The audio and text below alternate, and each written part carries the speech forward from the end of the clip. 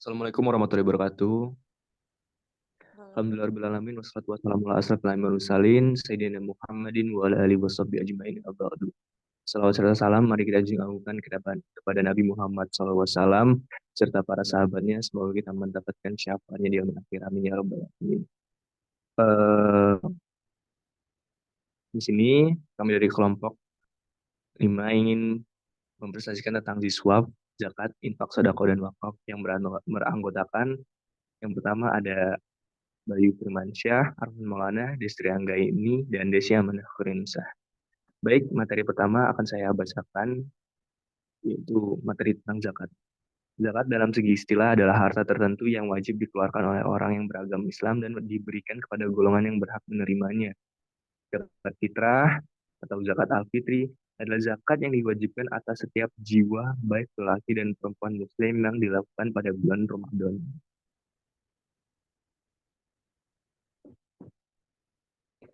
Yang harus dibayarkan dalam zakat fitrah adalah makanan pokok sebanyak atau sah atau diperkirakan setara dengan 2,5 kilogram atau 3,5 liter untuk tiap jiwa. Syekh Yusuf Qardawi menjelaskan bahwa satu syah dapat digantikan dengan uang yang setara dengan harga makanan pokok. Kemudian zakat mal adalah zakat yang dikenakan atas segala jenis harta yang secara zat maupun substansi perolehannya tidak bertentangan dengan ketentuan agama. Cara menghitung zakat mal adalah 2,5% dikali jumlah harta yang tersimpan selama 1 tahun. Ini berlaku untuk emas, perak, uang, logam mulia lainnya, surat berharga, dan perniagaan. Baik, materi selanjutnya akan dibacakan atau disampaikan langsung oleh Saudari Desi Amanda Khairun. Untuk Saudari Desi Amanda dipersilakan. Materi selanjutnya adalah infak. Infak berasal dari bahasa Arab, yaitu anfaqo yang berarti membelanjakan harta atau memberikan harta. Sedangkan infak berarti keluarkanlah harta. Lain halnya menurut terminologi syariat, infak adalah mengeluarkan sebagian dari harta, pendapatan, atau penghasilan untuk suatu kepentingan yang diperintahkan dalam ajaran Islam. Jadi, infak bisa didefinisikan sebagai upaya menjalankan perintah Allah Subhanahu wa Ta'ala dengan cara membelanjakan harta yang bertujuan untuk kebaikan. Dengan demikian dapat dikatakan bahwa infak berbeda dengan sedekah, sebab infak tidak mengenal nisab dan jumlah harta yang ditentukan berdasarkan hukum. Pemberian harta ini juga tidak harus diberikan kepada mustahik tertentu, melainkan bisa diberikan kepada siapa saja yang dikenal maupun tidak dikenal. Contohnya infak bisa diberikan kepada orang tua, kerabat, anak yatim, orang yang tidak mampu ataupun mereka yang sedang berada di perjalanan.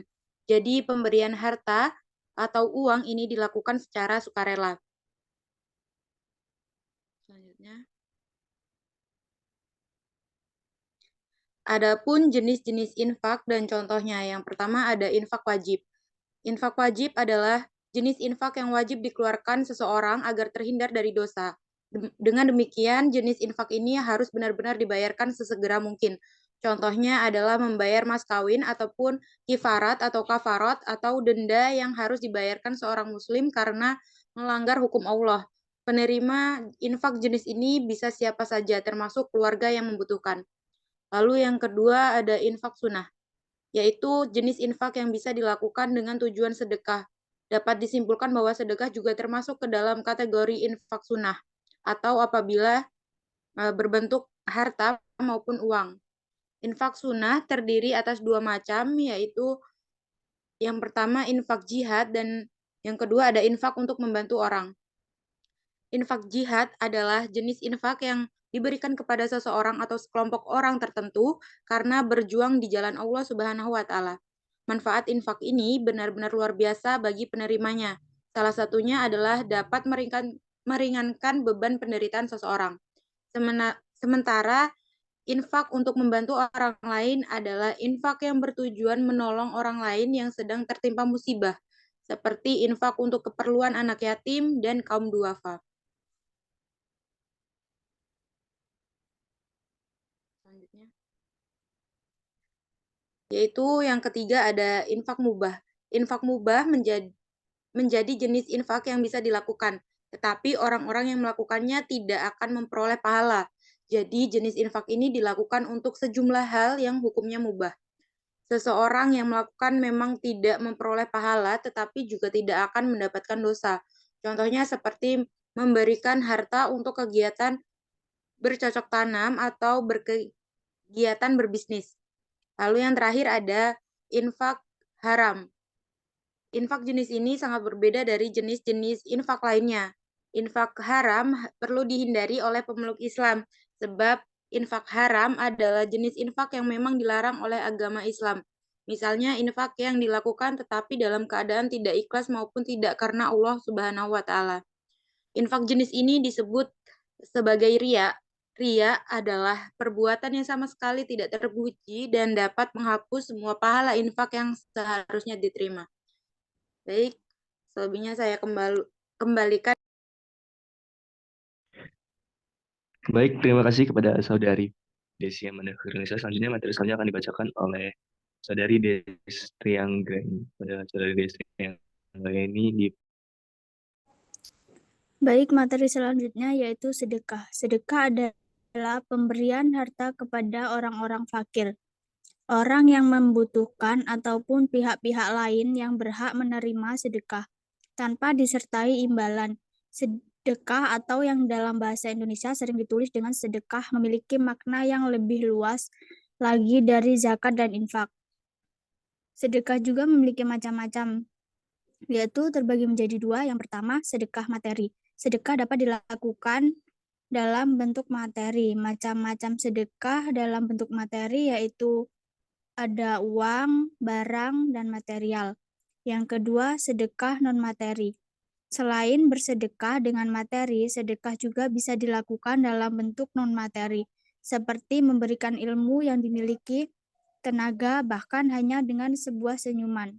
Ada juga keuntungan dan manfaat sedekah, yaitu ada tiga. Yang pertama, harta akan bertambah. Harta akan bertambah itu sedekah adalah suatu perbuatan yang membuat kita mengeluarkan sebagai dari harta yang dimiliki. Yang kedua, pahala mengalir. Yang ketiga, bentuk keimanan. Baik, saya kembalikan kepada. Baik, terima kasih Saudari Destri Anggraini. Selanjutnya materi selanjutnya akan dibahas tentang wakaf dan disampaikan langsung oleh Saudara Bayu Firmansyah. Baik, terima kasih. Untuk materi selanjutnya yaitu wakaf. Pengertian wakaf ini berasal dari bahasa Arab yang mengandung beberapa pengertian, yaitu satu, menahan harta untuk diwakafkan dan tidak dipindah milikan. Rukun wakaf. Rukun wakaf ini ada 4 yang mestinya dipenuhi dalam berwakaf. Yang pertama, orang yang berwakaf al-wakif. Yang kedua, benda yang diwakafkan atau al-mauquf.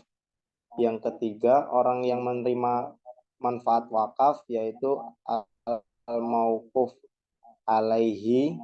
Yang keempat, lafat atau ikrar wakaf, yaitu sighah. Selanjutnya yaitu syarat-syarat wakaf.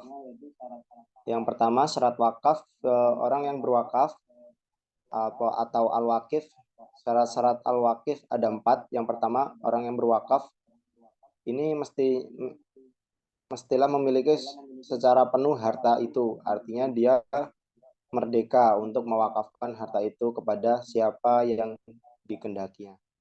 Yang kedua, syarat-syarat harta yang diwakafkan atau al-mauquf, harta yang diwakafkan itu tidak sah dipindah milikan kecuali apabila ia memenuhi beberapa persyaratan. Yang diwakafkan itu mestilah barang yang berharga.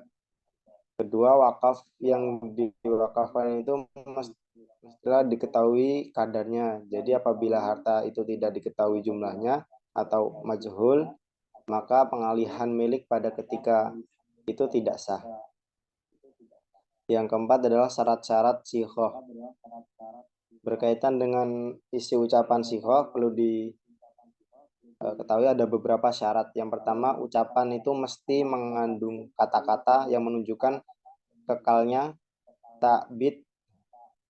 Tidak sah wakaf kalau ucapan dengan batas waktu tertentu. Baik, terima kasih. Saya kembalikan ke moderator. Baik, terima kasih untuk teman-teman yang sudah menyampaikan materinya dengan sangat baik. Sekian presentasi dari kelompok kami tentang zakat, infak, sedekah, dan wakaf. Bila ada salah kata, kami mohon maaf. Pada Allah